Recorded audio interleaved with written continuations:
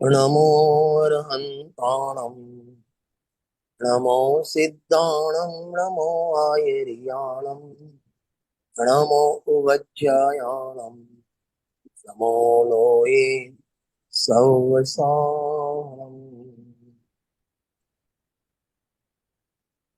सकल कर्मणो क्षय करी पाम्या स्वयं स्वभाव सर्वज्ञानी परमात्मने नमो करे बहुबार।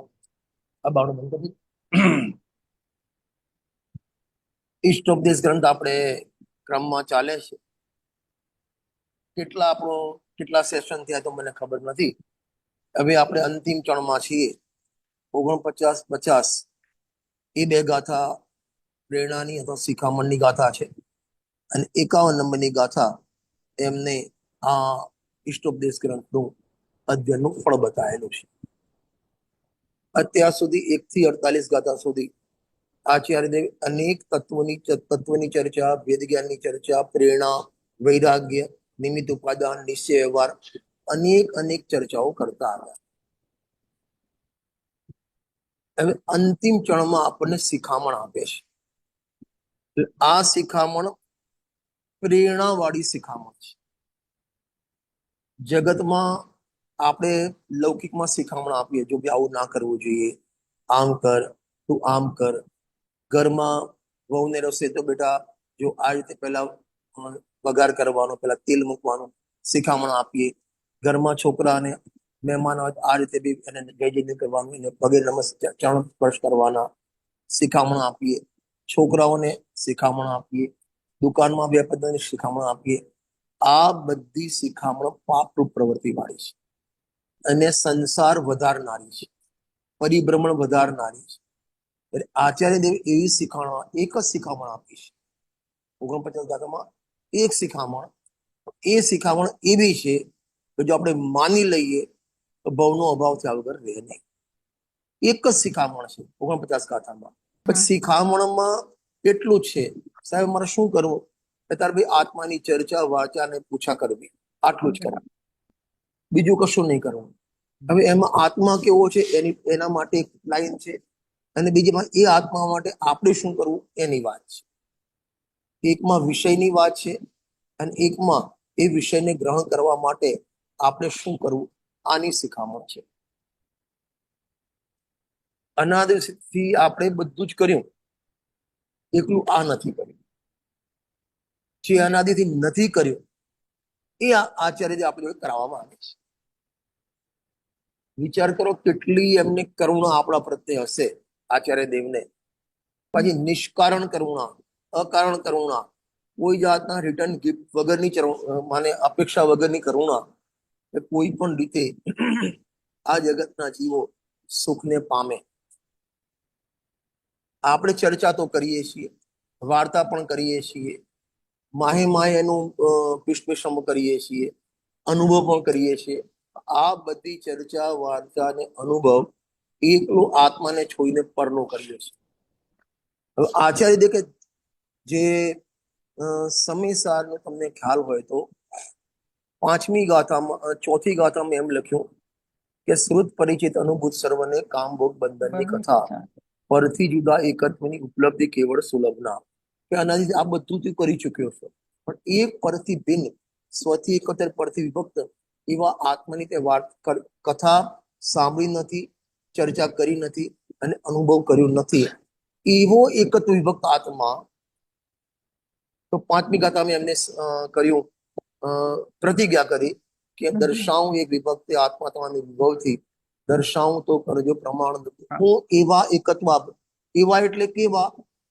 હું એ એકત્વ આત્માની ચર્ચા કરીશ. એ એટલે કયા? કે જેની વાત તે કદી સાંભળી નથી, ચર્ચા કરી નથી, અનુભવ કર્યો નથી, એવા આત્માની વાત હું કહીશ. બરાબર? આ આચાર્યની પ્રતિજ્ઞા છે 5મી ગાથામાં. 6ઠ્ઠી ગાથામાં, 5મી ગાથામાં આપણે પ્રતિજ્ઞા કરવાની છે. આચાર્ય દેવ વાત કરી કે હું આ જ વાત કહીશ, બીજી કોઈ વાત નહીં કહું. આપણે પ્રતિજ્ઞા સામે આચાર્ય દેવને કરવાની છે, હું આ જ વાત સાંભળીશ, બીજી કોઈ નહીં સાંભળું. હું આની ચર્ચા કરી, બીજી કોઈ ચર્ચા નહીં કરું. હું આનો ચર્ચા વાર્તા, બીજા કોઈની ચર્ચા વાર્તા નહીં કરું.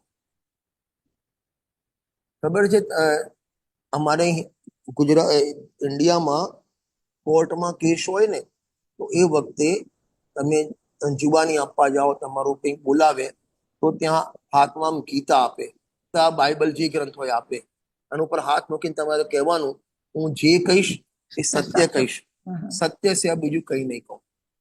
તમને ત્યાં સોગંદ દેવડાવે છે. તમારે ત્યાં ફોરેનમાં કેવું જ ખબર નથી, સેમ અહીંયા પણ એમ જ સે- કરે. એમ જ છે ને, એમ જ છે ને. એમ આ ગાથા સોગંદની ગાથા છે. 49 નંબરની ગાથા સોગંદની ગાથા છે. આચાર્ય જેમ ત્યાં 5મી ગાથામાં સમયસારમાં સોગંદની ગાથા છે, એમને લખ્યું દર્શાવું એક વિભક્ત આત્મા ત્રણ નિર્ભવથી, દર્શાવું તો કરજો પ્રમાણ ન દોષગ્રસ્ત કલના યદી. હું એકત્રિત આત્માની વાત કહીશ, બીજી કશી વાત નહીં કરું. તો આપણે પણ સામે આચાર્યની સામે પ્રતિજ્ઞા કરી હું એ જ વાત સામે બીજું કઈ નહીં સાંભળું. એમ આચાર્ય દેવા 49 ગાથામાં આપણને ઉપદેશ આપે છે, શિખામણ આપે છે, આજ્ઞા આપે છે, સોગંદ લેવડાવે છે. ત્યારે એક આત્માની જ વાત કરવાની, બીજી કોઈ વાત નહીં કરવાની.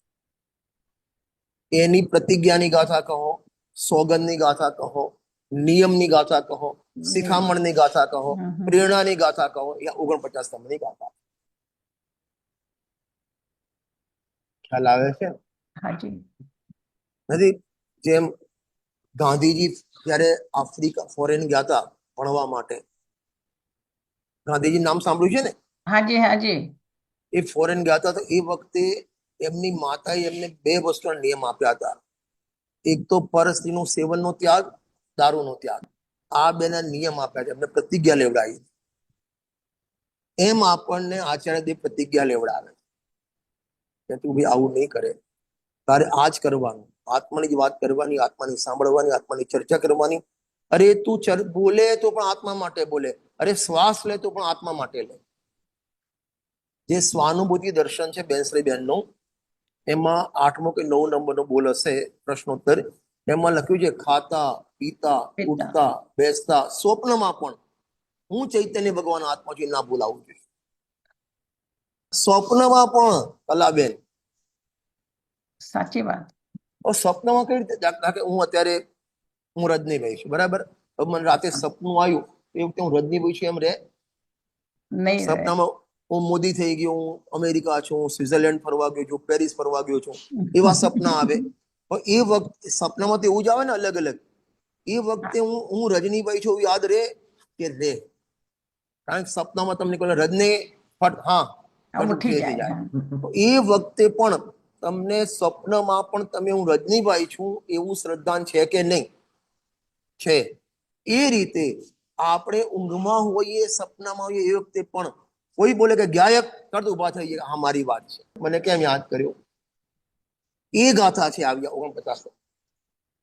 ખાતા પીતા ઉઠતા આખું જીવન એવું થઈ જવું જોઈએ, તમારી દ્રષ્ટિ એવી થઈ જોઈએ, તમારું વાતાવરણ એવું થઈ જવું જોઈએ. જો ગુરુદેવને તમને દ્રષ્ટાંત આપું, એમના જીવનમાં જે જે ઘટનાઓ ઘટી એ બધામાં એમને ભેદ જ્ઞાન યાદ આવે. એ પછી એ ભાવસા સુંદર રૂપા નાકમાંથી મેલ કાઢે, ગુંગુ કાઢે, એને આમ ગોળ ગોળ ફેરવે, એનો આંબળો કરે, 2 દાંત વચ્ચે દબાવે અને જીભનું કેડું અડાડે. આ એમના સમજો ને ઉંમરમાં, એ વખતે એમની બીજા ક્લાસમાં હતા તો ઉંમર હશે એમની 7-8 વર્ષ. 7-8 વર્ષમાં જે ઘટના ઘટી એને એમને અધ્યાત્મમાં ફેરવી કાઢી. દ્રષ્ટિ આખી ફરી ગઈ કે જો એ ભાવસા રૂપા એવું નામ સુંદર અટક ભાવ જેનું સાર આવું હોવા છતાં પણ એના બાપાના નામ પાછું રૂપા, છતાં પણ આવા ગંદા કામ કરે. અમે કહીએ પાછો કે મારી આદત પડી ગઈ, એમને ફેંકી દે, પછી પાછું મોઢામાં નાકમાંથી કાઢે. આપણને એમ આ રાગ કષાય અશુચિ છે, એ નાકના મેલ જેવી છે, છતાં પણ આચાર્ય કહે છે આ કામ ખરાબ છે, છતાં પણ એને પકડી અને મને આવો રાખજો એમ એને ચાટીએ છીએ આપણે. આ ગુરુદેવની કળા, તેમની આખા જીવનની જે જે ઘટનાઓ ઘટીને એમાં એમને કાં તો આશ્રમ દેખાય, કાં તો જ્ઞાન દેખાય. અમે જો એમને જીવનમાં જે સમયસાર કે પ્રવચનો 9 પ્રવચનો દ્રષ્ટાંત આપ્યા ને, એમના જીવનોની ઘટનાને જ એમને વણી લીધી ભેદ જ્ઞાનમાં. ખ્યાલ આવે છે ને? આખું જીવન જે બેનશ્રી બેને વચનામૃત લખ્યું, આખું જીવન ગાયકમય થઈ જવું જોઈએ. આ એની ગાથા 49 નંબરની ગાથા.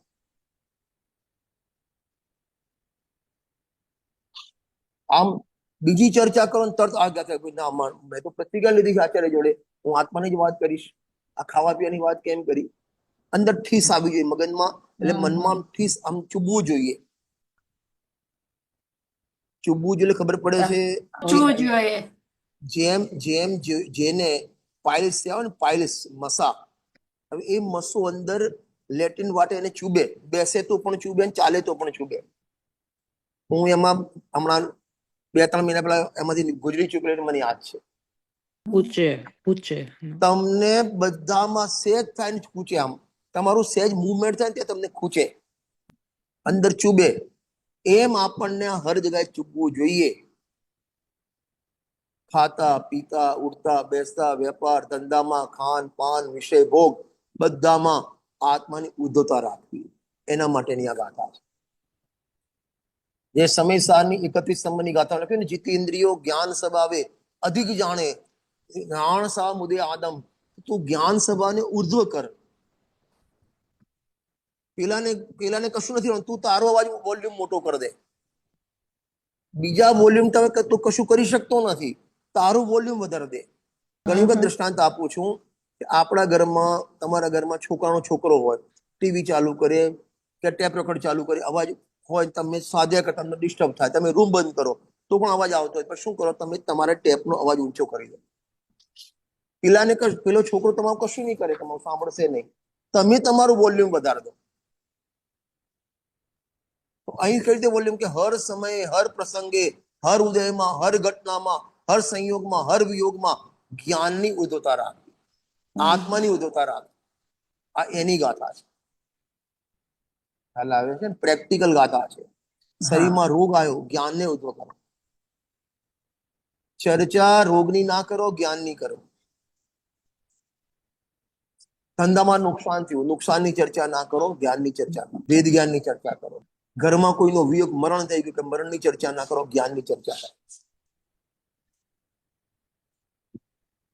કોઈને ફોન ઉપર પૂછે હેલો કેમ છો, મજામાં, એ ચર્ચા ના કરો, જ્ઞાનની ચર્ચા કરો. અને ખ્યાલ આવે છે? હાજી, આ એ પ્રેરણાની કરવા જેવું એ જ છે, બીજું કઈ છે નહીં. આ શિખામણની ગાથા છે. આ ઈષ્ટોપદેશ આખો ગ્રંથ પૂરો કરીને આ ગાથામાં આમ લખ્યું છે, યાદ કરવા માટે ગાથા નથી, તું આત્માની મુખ્યતા કર, એની ગાથા છે. એના માટે ઈષ્ટોપદેશ છે. ક્ષયોપશમ વધારવા માટે નહીં, તારું ભેદ જ્ઞાનની તીક્ષ્ણતા વધારવા માટે ગાથા છે. હવે આપણે તમને કઈ દ્રષ્ટાંત આપું. અમારે એક હરણી આવે, હરણિયા. તમે હવે હરણિયા કોને કહેવાય? અહીંયા આવે ડિયર, ચક્કાની ધાર કાઢે. હરણ નહીં તો હરણિયા એક આપણે માણસ જ હોય, એનું નામ અમારે એને હરણિયા કહેવાય. એ સાયકલ લઈને આવે, સાયકલના આગળના ભાગે હેમરી પથ્થર હોય, અને એ તમારી ચક્કાની ધાર કાઢી આપે, આમ કરી કરીને. ખબર છે, આ ચપ્પુની ધાર કાઢે. ચપ્પાની ધાર કાઢે. અહીંયા ગાડી લઈને આવે ક્યારેક, એ જે હોય તમે સમજી ગયા ને. હા, તમારી જોડે ચાકુ તો છે પણ ધાર નથી. હવે એ ચાકુ નવું નથી આપતો, એ આમ કરી અને ચક્કાની ધાર કાઢે છે, અને એ ધારદાર થાય ને ફટ કરતા દૂધી નાખે, કાકડીના 2 પીસ થઈ જાય. એ રીતે આ ગાથા એ ધાર કાઢવાની ગાથા છે. આપણા જીવનમાં જ્ઞાન તમારું પેનું ધારદાર થવું જોઈએ. એને 16 ભાવનામાં લખ્યું અભિષ્ણ જ્ઞાનો ઉપયોગ. તીખો જે લખ્યું ને પ્રજ્ઞા છેણી, શબ્દ વાપરે છેણી, છેણીની ધાર હોય. બસ એ રીતે આ જ્ઞાન રૂપી ધાર, એવી આ ગાથાથી જ્ઞાન જુદું રાગ. સમય હર પ્રેક્ટિસ કરશો ને, એમ આપણું જ્ઞાન તીક્ષ્ણ થતું જાય, ધારદાર થતું જાય. જ્ઞાન, મારી ભાષામાં જ્ઞાનની ધાર કાઢવાની ગાથા છે. ચલો હવે આ તો ખાલી ભૂમિકા. એક પ્રશ્ન થાય છે, બોલો ને. અહીંયા પ્રશ્ન ઉપર પ્રશ્ન છે. અહીંયા પ્રશ્ન ઉપર ઘણો બધો મહત્વ આપે છે. તો પ્રશ્ન એ રીતે છે, આપણે જે પ્રવચન સાંભળતા હોઈએ તો ઘણા વખત પ્રશ્ન થાય કોઈને કે સમજમાં ના આવે, અને પછી હા. જ્યારે એ પ્રવચન પૂરો થઈ જાય હા તો પછી થોડી ચર્ચા બી થાય. હા તો એને આપણે જે કરીએ છીએ હમણાં સ્વાધ્યાય, તો એને કઈ રીતે સમજવું? એક ડ્યુરિંગ જ્યારે જો પ્રવચન ચાલતું હોય ત્યારે જો કોઈ અને પછી જો જે થઈ જાય પછી કઈ રીતે, હા જો એટલે આપણી મર્યાદા શું છે? એમાં શું, એને કહેવાય વિકલ્પાત્મક ભેદ જ્ઞાન. અચ્છા. ઓકે. એને શું કહેવાય? વિકલ્પાત્મક ભેદ જ્ઞાન. અને એ પણ સ્વાધ્યાય છે. સ્વાધ્યાયના 5 ભેદ પાડે ને: વાંચના, પ્રશ્ના, હા હા આમ્યાય, અનુપ્રેક્ષા અને ધર્મોપદેશ. તો વાંચના તમે વાંચો છો તો સાંભળીને વાંચના કહેવાય. પ્રશ્ના એટલે પરસ્પર ચર્ચા કરવી એમ. એ પણ સ્વાધ્યાયનો ભાગ છે, કારણ કે એને ઉહાપોહ કહેવાય. એટલે પ્રશ્નોત્તર. તમને મનમાં એક શંકા થઈ, એનું સમાધાન થયું. ઉહાપોહ વગર વસ્તુનું સ્વરૂપ ક્લિયર ના થાય. સાંભળી લેવું અલગ વસ્તુ છે, યાદ રાખવું અલગ વસ્તુ છે, પણ એનું એપ્લિકેશન ક્યારે થશે કે એનું તમારા માઇન્ડમાં એનું વસ્તુ સ્વરૂપ ક્લિયર હશે ત્યારે. તો એ જેટલી પૂછા કરો, જેટલું તમે ચર્ચા કરો, જેની ગોષ્ઠી કરો, એ ઘણી ઇમ્પોર્ટન્ટ છે. એને શાસ્ત્રની ભાષામાં વિકલ્પાત્મક ભેદ જ્ઞાન કહેવાય. હજી નિર્વિકલ્પ નથી તે, પણ એ નિર્વિકલ્પ પહેલા એને આ ટાઈપનું ભેદ જ્ઞાન હોય. મોક્ષના પ્રકાશકમાં પંડિતજી લખ્યું છે, પ્રથમ પશ્ચાત તત્પશ્ચાત. રહસ્યપૂર્ણ ચિઠ્ઠીમાં લખ્યું છે, પ્રથમ પશ્ચાત તત્પશ્ચાત. પ્રથમ સ્વ અને પરનું ભેદ જ્ઞાન કરે, ત્યારબાદ પરના વિચાર છૂટી જાય, એકલા આત્માના વિચાર રહે, અને ત્યારબાદ આત્માના વિચાર છૂટીને અનુભવ થાય. પ્રથમ પશ્ચાત તત્પશ્ચાત રહસ્યપૂર્ણ ચિઠ્ઠીમાં લખ્યું છે. પહેલા સ્વપ્નનો વિભાગ કરે, આ જ્ઞાન જુદું, રાગ જુદું, શરીર જુદું, આત્મા જુદું. પછી પરના વિચાર, પર જુદું છે, મારે શું કામનું? પરના વિચાર છૂટી જાય, એટલે આત્મા વિચાર રહે, સ્વના વિચાર રહે. પણ સ્વના વિચાર ત્યાં સુધી અનુભવ નથી. પછી સ્વના વિચાર પણ છૂટી જાય ત્યારે એને અનુભવ થાય.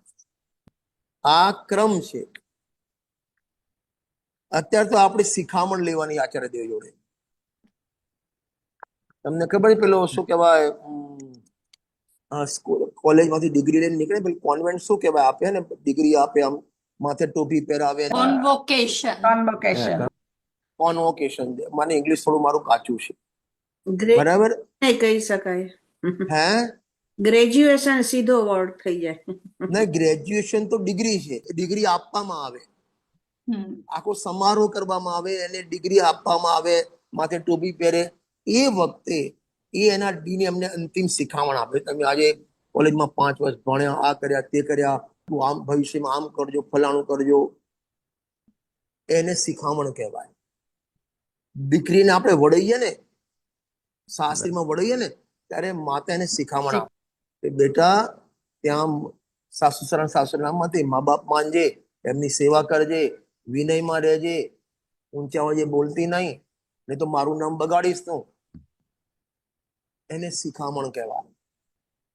એમ આપણને આચાર્ય દેવ આ ગાથામાં શિખામણ આપે શિખામણ આપે. છે. હા, બરાબર છે.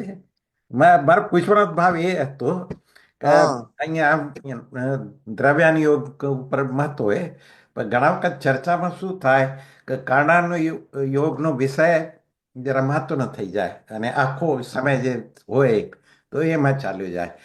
તો એની બી તો કઈ મર્યાદા હોય ને, કે જે વિષય ચાલ્યો છે જો એમાં બી ઘણી બધી વાતો આવે. એક વસ્તુ યાદ રાખવી, ચારે અનુયોગમાં કોઈ પણ અનુયોગ નકામો નથી. નંબર 1, ચારે અનુયોગ નકામા નથી. નંબર 2, ચારે અનુયોગનું તાત્પર્ય વિતરાગતા છે. બરાબર. નંબર 3, મુખ્યતા દ્રવ્યાનુયોગની હોવી જોઈએ. પંડિતજીએ બહુ સરસ વાત લખી છે, હું એને મારા દ્રષ્ટાંતથી આપું છું કે તમારા જોડે 2 ગ્લાસ પાણી હોય, તો પછી પીવાનું પાણી એને હાથ પગ ધોવા માટે કામ ના વપરાય. પીવાના પાણીથી હાથ પગ ના ધોવાય. એ રીતે આપણને મનુષ્યમાં ટાઈમ ઓછો છે. મોક્ષમાં પ્રકાશમાં લખ્યું છે, આ ભાવમાં પહેલું કરતું દ્રવ્યાને પૂરું કર, એનો સ્વાધ્યાય કર, પછી તને ટાઈમ મળે તો બીજાનો સ્વાધ્યાય કરજે. પરંતુ બીજા અનુયોગ પ્રત્યે એલર્જી ના આવી જોઈએ, અણગમો ના આવે. ના એ વાત તો બરાબર છે પણ મર્યાદા કેટલી હોય એટલે જો આમાં કેવું મર્યાદાનો કોઈ આમાં કોઈ માપદંડ ના હોય.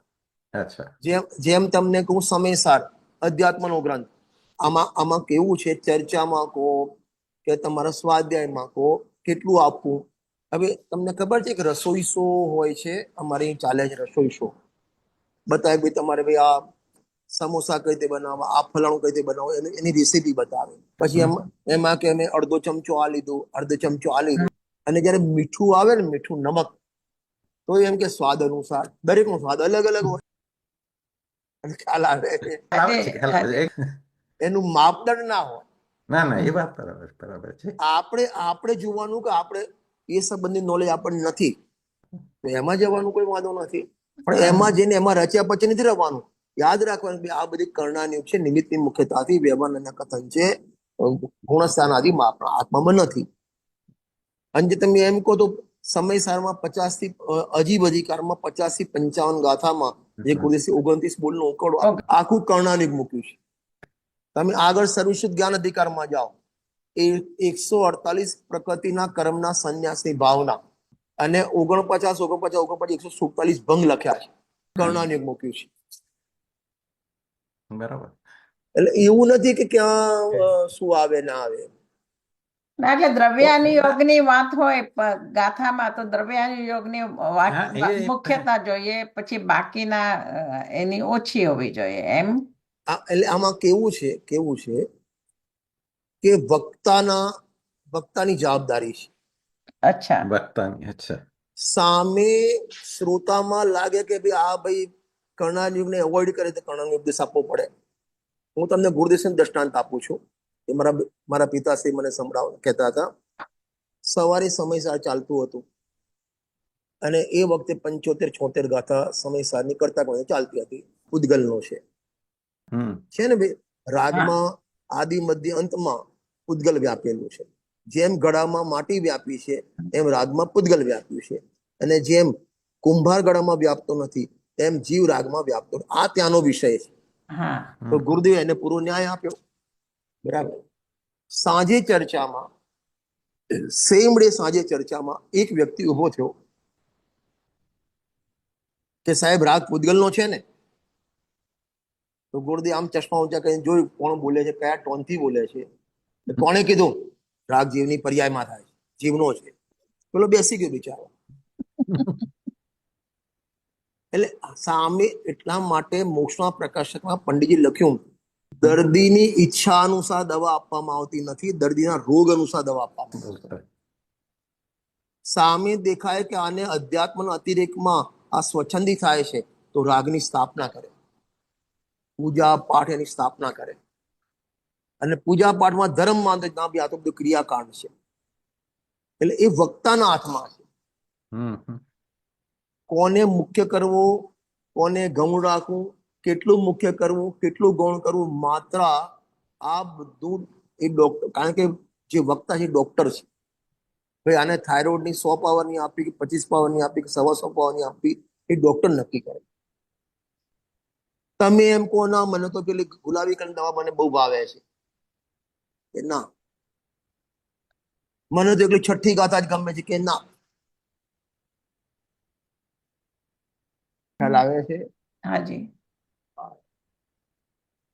આપણા જીવનમાં બેલેન્સ હોવું જોઈએ ચારે અનુયોગોનું. અને એના માટે હું ઘણી વખત કહું છું, ઘુમટ સારની જે ટીકા લખી સમ્યક જ્ઞાન ચંદ્રિકા ટોલમજી સાહેબે, અને એની પ્રસ્તાવનામાં 2 લાઈન ગજબની લખી છે. ગજબની, જીવનભર યાદ રાખવા જોઈએ. શું લખ્યું? જે વ્યક્તિ દ્રવ્યાનુયોગ અનુસાર પોતાના આત્માનો આશ્રય કરે એને કર્ણાનુયોગ અનુસાર કર્મના ઉપસમાધિ થાય છે. એ જીવનું જીવન ચરણાનુયોગ અનુસાર સદાચારમય હોય છે. અને આવા જીવને પ્રથમાનુયોગ મહાપુરુષ કહે છે. કયો અનુયોગ કયો બાકી રહી ગયો અનુયોગ? ચારે આવી ગયા. અને ગુરુદેવશ્રીનું તમે કોઈ પણ પ્રવચન, રેન્ડમલી કોઈ પ્રવચન કાઢજો 9 પ્રવચનમાંથી, એમાં એમનું બેલેન્સ વાળું પ્રવચન. આ કાળમાં ભરત ભૂમિ ઉપર બેલેન્સથી પ્રવચન શીખવું હોય તો ગુરુદેવશ્રી શીખવું. બધા જ અનુયોગ બધી અપેક્ષાને આવરી લે. ખ્યાલ આવે છે ને? આ એમની કળા છે. હમ. એમને એમ શ્રુતની લબ્ધી નથી કીધી એમને. હું તમને શું ભાઈ કોણ બોલે નામ મને ખબર નથી. ભવીભાઈ. ભવીભાઈ, હમ. તમારા ઘરે મહેમાન વેવાઈ આવે તો તમે મીઠાઈ બનાવો કે ના બનાવો? બનાવો. બનાવીએ. અને ફરસાણ ભજીયાદી બનાવો કે ના બનાવો? હમ, હમ. એટલે હું તો ના બનાવું, કલા બનાવે, એટલે હું કહી દઉં. અરે જે બનાવતા હોય એટલે ઘરમાં આપણે તો ના જ બની લેડીઝ બનાવે, બરાબર? લેડીઝ બનાવે કે ના બનાવે? બનાવે. આપણે રોજ મીઠાઈ ખાઈએ છીએ? નથી ના, ખાતા. ના. રોજ ફરસાણ કરીને નથી ખાતા. તો મહેમાનના ઉદ્દેશીને આપણે મીઠાઈ ફરસાણ બનાવી, હમ. બરાબર. બરાબર છે? હવે મહેમાન થાળી ઉપર જમવા બેસે તો ખાલી મીઠાઈ ફરસાણ જ આપી, દાળ ભાત શાક રોટલી આપીએ છીએ? તો આપીએ. નહીં, મહેમાન માટે મીઠાઈ બનાવી છે. બધાને મળે. નહીં, મહેમાન માટે મીઠાઈ બનાવી છે. તો મહેમાન માટે. એમને ખાલી મીઠાઈ જ આપો ને. ના, તો દાળ બધું ભાત આઈટમ શાક રોટલી કેમ આપો છો? બધું આપવાનું.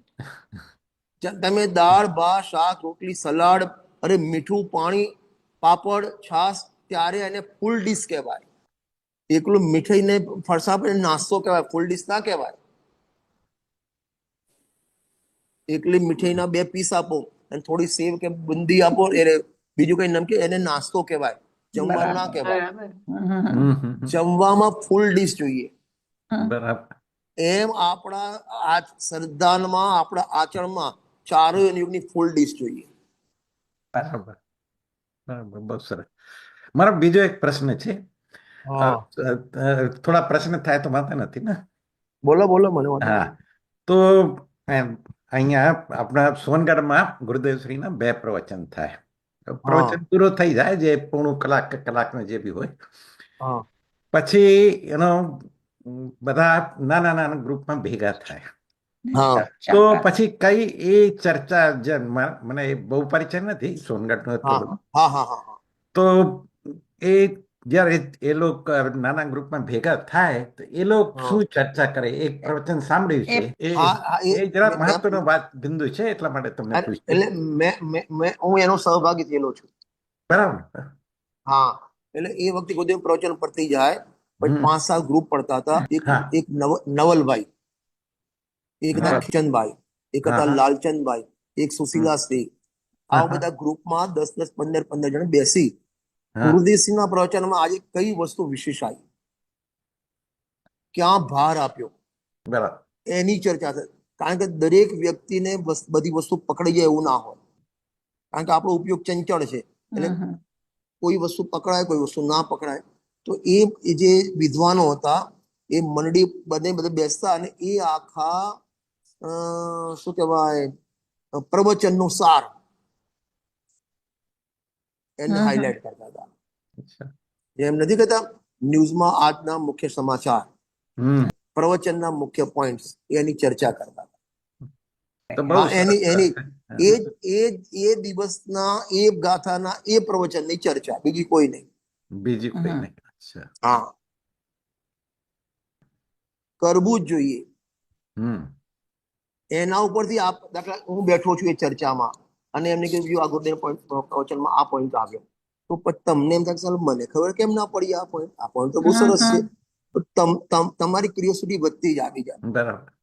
પોતાને ફીલ થાય કે મેં પ્રવચન કઈ રીતે સાંભળ્યું, મને તો આ 3 પોઈન્ટ મને ખ્યાલ નથી આવ્યા. હમ. ખ્યાલ આવે છે ને, એ સારી વસ્તુ છે. અને આજે આ ટાઈપની ચર્ચાનો બહુ લોપ થઈ ગયો છે. લોપ થઈ ગયો છે. હવે ખાલી હોય તો વિદ્વાનને સાંભળે ને પણ પછી ઘરે જતા રહે.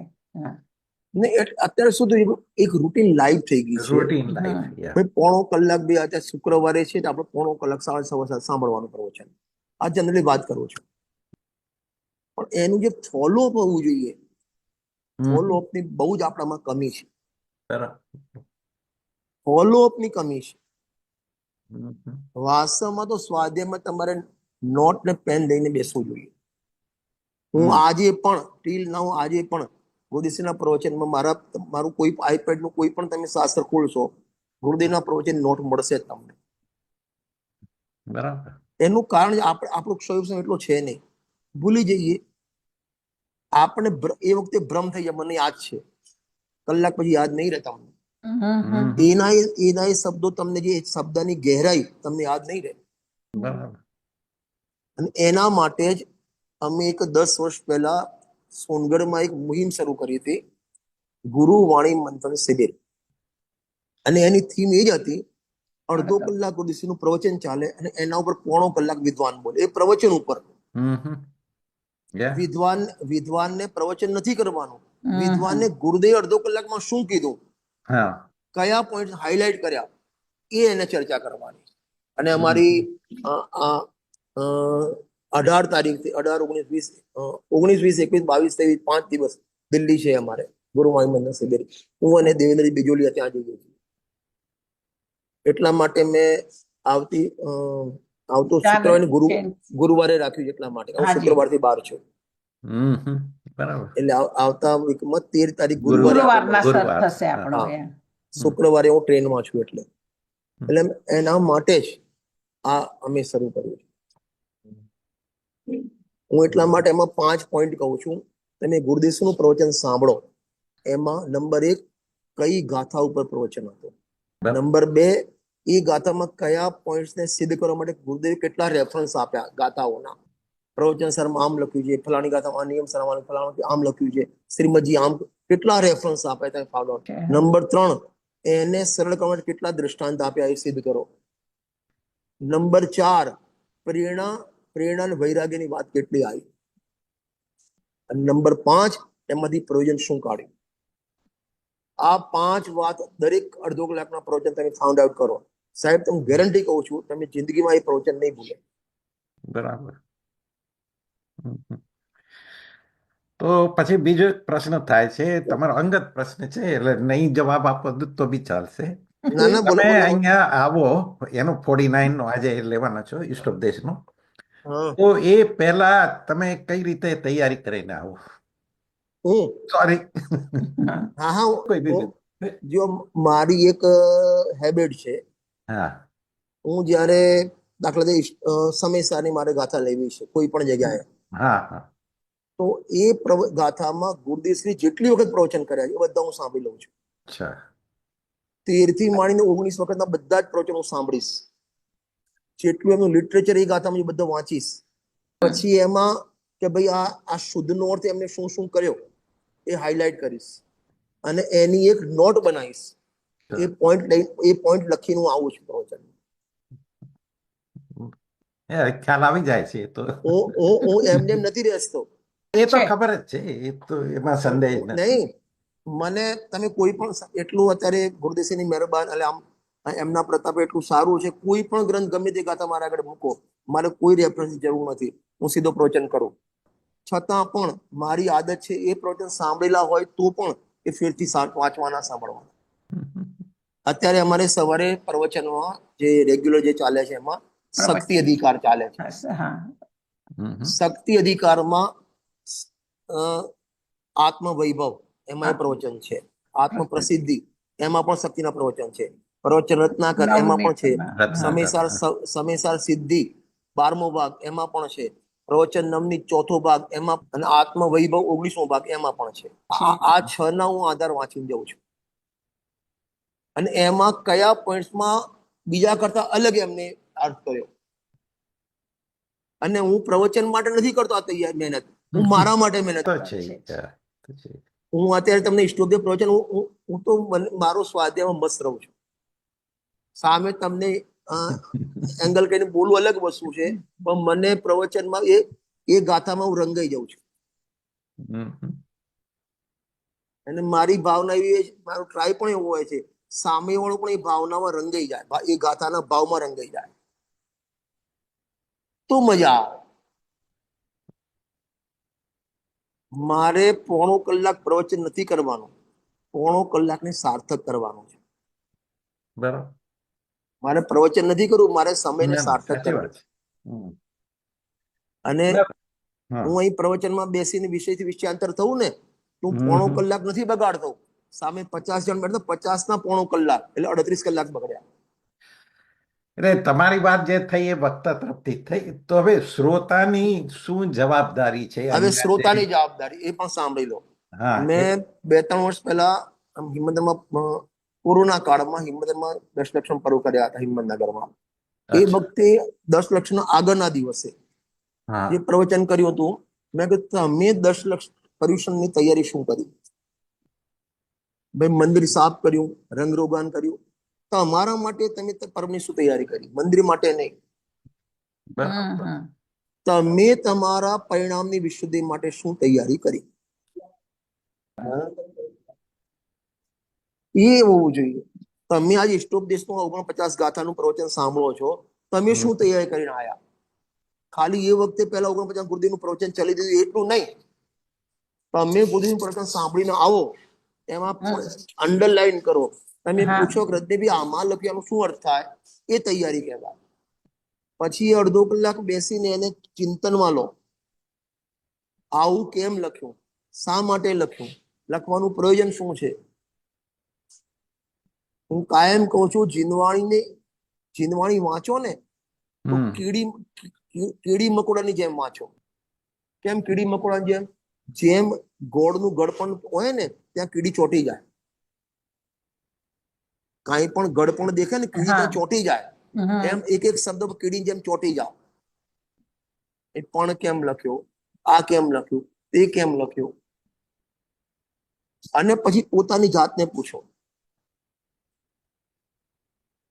હજુ પણ તમને કહું, હું જે કરું છું એ પહેલા ગાથા વાંચો, મૂળ ગાથા, એટલે ટીકા વાંચો, ભાવાર્થ વાંચો, એમાં જયસેન સ્વામીનું વાંચો, પછી એમાં ગુરુદેવસિંહના પ્રવચન વાંચો. બરાબર? આટલું વાંચ્યા પછી બધું બંધ કરી દો અને પાછું મૂળ ગ્રંથમાં ગાથા. હવે એ અર્થનો જેટલું તમે વાંચ્યું, તમે તમારું દિમાગ લગાવો. જ્ઞાનમય જ્યોતિ જે આપણી ગાથા છે, જ્ઞાનમય જ્યોતિર્મહા વિભ્રમ નાશક જે પૂછે ચાહે અનુભવે આત્મા જગતે. તો જ્ઞાનમય જ્યોતિમાં અંદર શું શું લીધું છે, ગુરુદેવે એના શું શું અર્થ કર્યા, પછી આપણે કેટલા પાણીમાં છે ને ખબર પડી જશે.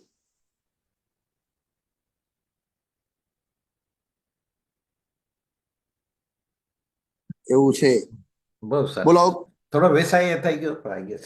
અને કશું આ જુઓ, ના પણ આમાં કેવી રીતે અભ્યાસ કરવો એની બી હા ખ્યાલ.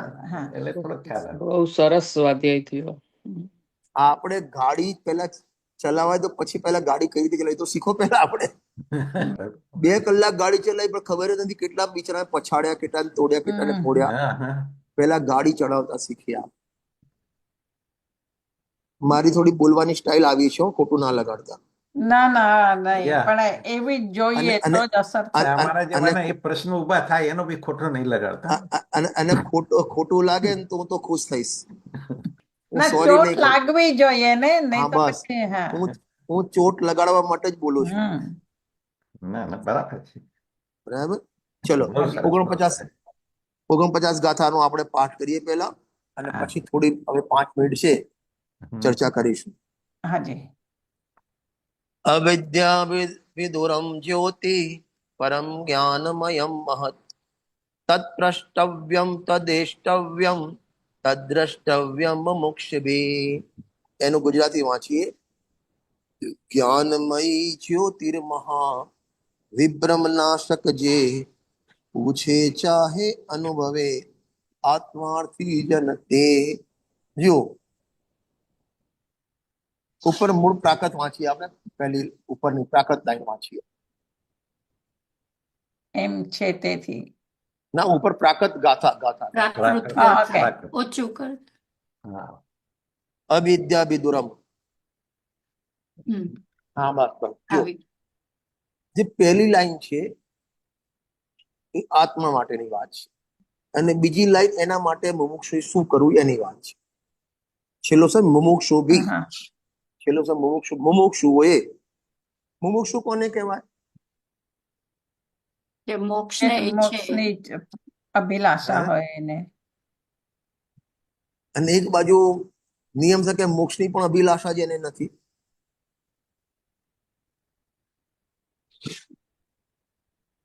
ખરેખર મુમુક્ષુનું લક્ષણ મોક્ષની અભિલાષા બરાબર છે, પણ એ ક્યારે, એ મોક્ષની અભિલાષા થાય ક્યારે? એને સંસારથી દુઃખ લાગ્યું હોય ત્યારે.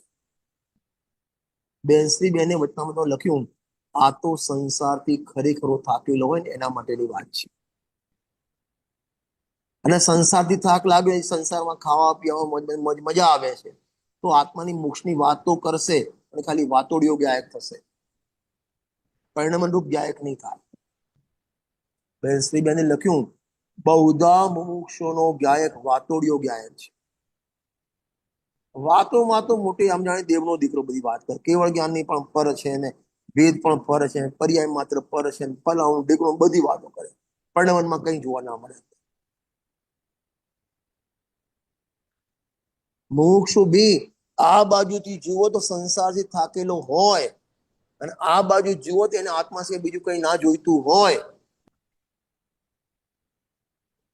જે 17 ગાથા સમીસાની 17 ગાથા લખ્યું ને, મોક્ષાર્થી પ્રથમ આત્માને જાણવો, જીવરાજ એમાં જાણવો, વળી શ્રદ્ધવો, પણ એ રીતે એનું જ કરવું અનુચરણ, પછી યત્નથી મોક્ષાર્થી. ત્યાં પણ મોક્ષાર્થી શબ્દ વાપર્યો. તો મોક્ષાર્થી એટલે શું?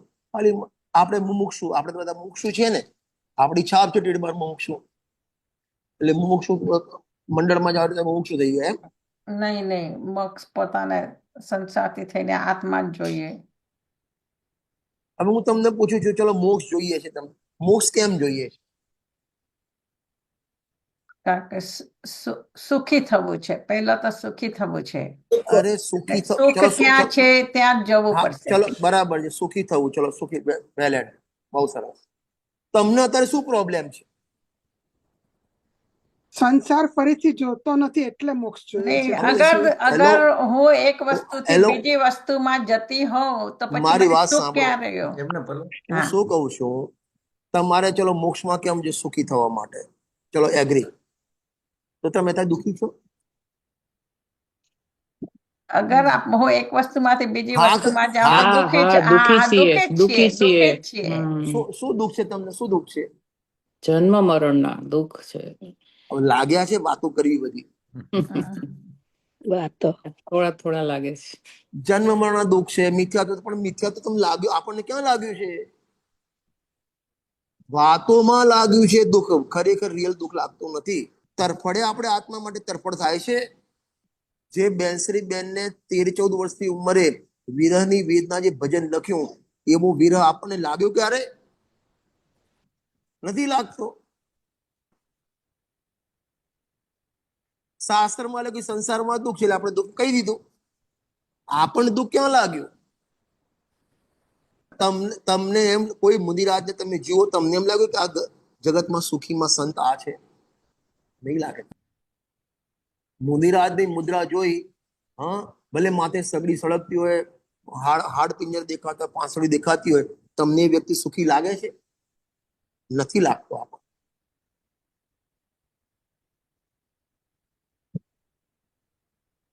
કેમ નથી લાગતો? કારણ કે આપણે સુખીનું માપ સંયોગથી, નિમિત્તથી કર્યું છે. બોલવું અલગ વસ્તુ છે, શાંતિ ખરી. આપણે તો પ્રવચનમાં પણ એસી જોઈએ, પંખો જોઈએ. ક્યાં તને દુઃખ લાગ્યું છે? નીચે બેસવા ગરમીમાં દુઃખ લાગ્યું છે. સંસાર દુઃખ ક્યાં લાગ્યું છે આપણને? પ્રવચનમાં બેસો તો ડોળ પાસે ઉકાળો ચા પીને બેસવા જોઈએ, નહીં તો માથું ફરી જાય છે, એ માથું ચડે છે, એ દુઃખ લાગ્યું છે. સંસાર દુઃખ ક્યાં લાગ્યું છે? મિથ્યાત્વ દુઃખ ક્યાં લાગ્યું છે? કશાય દુઃખ ક્યાં લાગ્યું છે? ઈચ્છા દુઃખ ક્યાં લાગ્યું છે?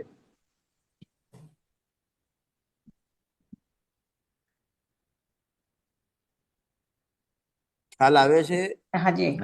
એ જ તો દુઃખ છે, ઇન્દ્રિયો ઉપર ડિપેન્ડ. અરે ઇન્દ્રિય પર ડિપેન્ડ છે, પણ આપણને ઇન્દ્રિય પર ડિપેન્ડ છીએ. એક અડધા કપની ચા વગર ચાલતું નથી ને તારે મોક્ષ જોઈએ છે.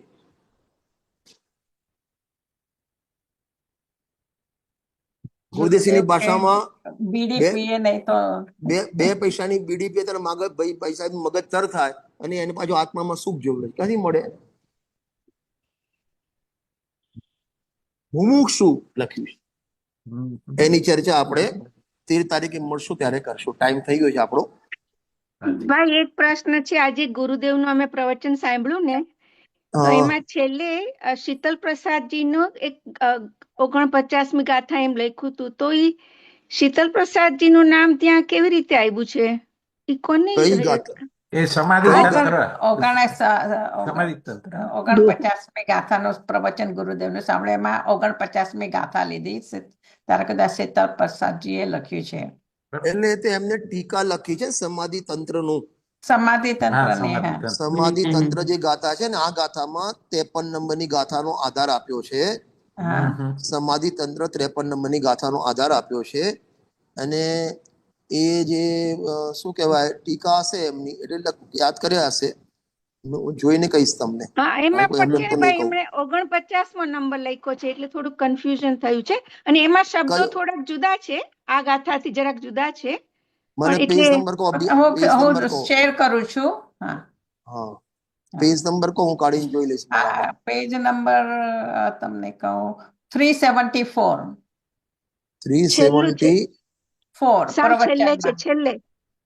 હા, એના બોટમમાં છે. હા, અહીંયા મેં શેર કરી છે હમણાં. હા, હા, હા. સમાધિ તંત્ર. હું જોઈ લઈશ, હું પછી કહીશ તમને. જોયા વગર નહીં કહું. Next time. એટલે એમાં Next. લખ્યું કે પૂજ્ય અવિદ્યા દૂર યહ જ્યોતિ જ્ઞાનમય સાર હા, મોક્ષા હા, હા. પૂછો ચહો અનુભવ કરો વિચાર. હા, હા, હું જોઈને કહીશ. હા Next time. બરાબર. ઓકે. હા, હા. Okay. જય જિનેન્દ્ર.